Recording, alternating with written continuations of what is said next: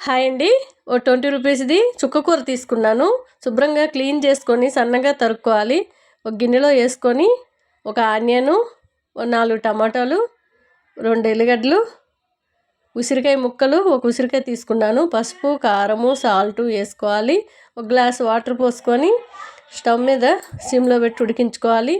చాలా టేస్ట్గా ఉంటుంది. పోపుకైతే పోపు గిన్నె పెట్టుకొని కొద్దిగా ఆయిల్ వేసుకొని మెంతులు, వాము, జీలకర్ర, ఎల్లుల్లి రెబ్బ, ఒక ఎండుమిర్చి వేసుకోవాలి. చాలా టేస్ట్గా ఉంటుంది. ఒకసారి ఇలా ట్రై చేయండి. స్టవ్ కట్టేసాక కరివేపాకు కాస్త ఇంగ వేసుకోవాలి. స్మాషర్తో కానీ పప్పు గుత్తుతో కానీ ఇలా మెత్తగా చేసుకోండి. చాలా టేస్ట్ ఉంటుందండి. సూపర్ టేస్ట్, మామూలుగా లేదు.